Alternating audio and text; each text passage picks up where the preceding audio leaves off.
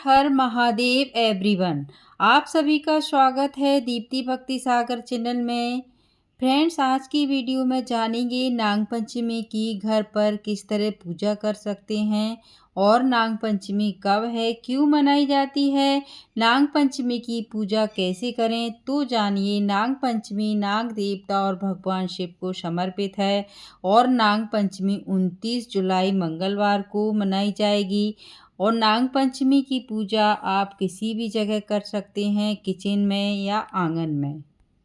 तो जानिए, नाग पंचमी क्यों मनाई जाती है। नाग पंचमी श्रावण मास की शुक्ल पक्ष की पंचमी तिथि को मनाया जाने वाला एक हिंदू त्योहार है जो नागों के सम्मान और पूजा के लिए मनाया जाता है।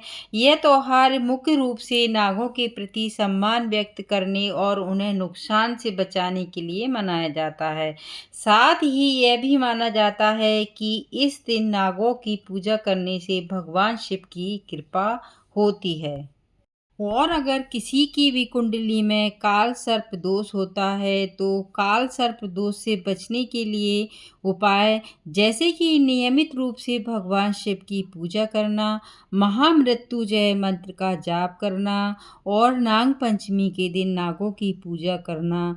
इसके अलावा त्र्यंबकेश्वर या नासिक जैसे पवित्र स्थानों पर काल सर्प दोष निवारण पूजा भी करवानी चाहिए, तो काफ़ी हद तक काल सर्प दोष कम हो जाता है। तो अब शुरू करते हैं नाग पंचमी के दिन पूजा कैसे करनी है। तो सबसे पहले जिस स्थान पर पूजा करेंगे उस स्थान को साफ सुथरा कर लेंगे। फिर चौक बनाकर पटा रखेंगे। पटे पर सफ़ेद वस्त्र बिछाना है और अगर आपके घर में मंदिर में शिवलिंग विराजमान है तो उसे आप इस पूजा में स्थापित करें।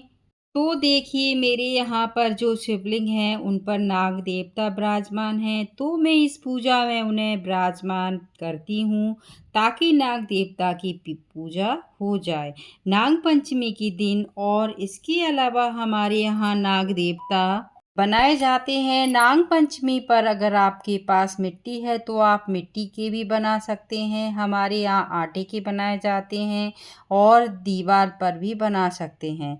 और नाग देवता 5 बना सकते हैं या नाग नागिन बनाकर आप पूजन कर सकते हैं। तो मैंने पटे पर अपने मंदिर के शिवलिंग विराजमान किए हैं और एक गहरी सी प्लेट में आटे के 5 नाग देवता बनाकर विराजमान किए हैं।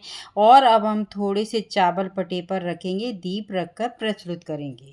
और अब हम भगवान शिव को जल से स्नान कराएंगे। फिर नाग देवता पर भी हम जल चढ़ा देंगे। फिर हम भगवान भोलेनाथ पर दूध चढ़ाएंगे और नाग देवता पर भी दूध चढ़ा देंगे। दूध चढ़ाने के बाद फिर से हम भगवान भोलेनाथ को जल से स्नान कराएंगे। जल से स्नान कराने के बाद अब हम भगवान भोलेनाथ को, गणेश जी को, कार्तिकेय को, सभी को चंदन से तिलक लगाएंगे। और भगवान भोलेनाथ को ये देखिए त्रिकुंड बना रहे हैं। को तिलक करने के बाद अब हम नाग देवताओं को तिलक करेंगे हल्दी से।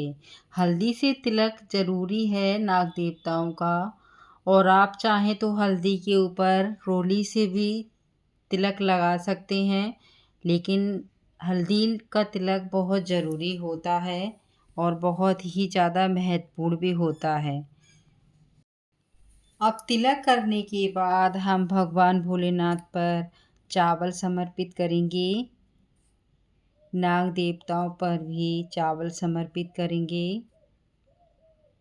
अगर आपके पास भगवान भोलेनाथ की प्रिय वस्तुओं में से जैसे कि भांग है, धतूरा है, समी पत्र है, काली तिल हैं, काली मिर्च है और पीले कनेर के फूल हैं, गुलाब के फूल हैं, इनमें से अगर कोई सी भी चीज़ आपके पास अवेलेबल है तो आप समर्पित कर सकते हैं। मेरे पास फूल और बेलपत्र था तो मैंने यही समर्पित किए हैं। और जो आपके पास अवेलेबल है आप उन्हीं को समर्पित करिए। तो फूल समर्पित कर रहे हैं अब भोलेनाथ पर।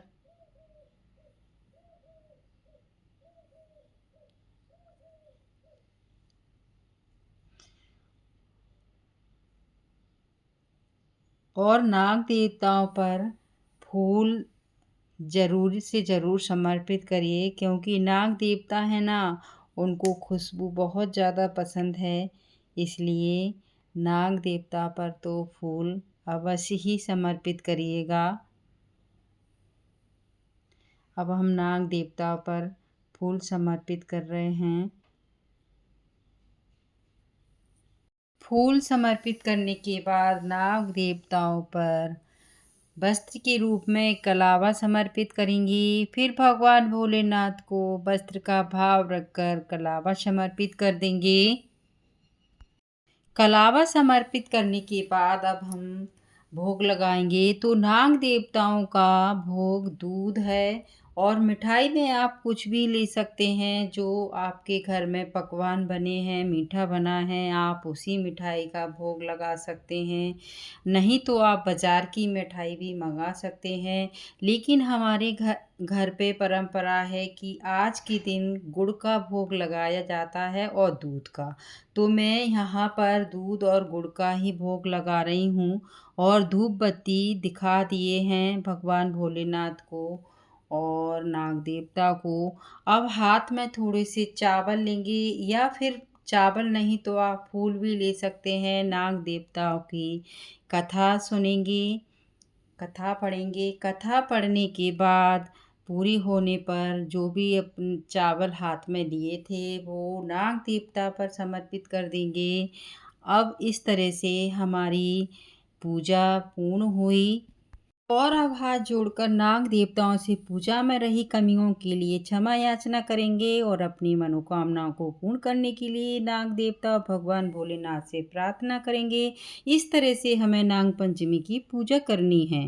तो आपको नाग पंचमी की पूजा विधि कैसी लगी कमेंट करके बताना। चैनल पर न्यू है तो सब्सक्राइब करना। हर हर महादेव।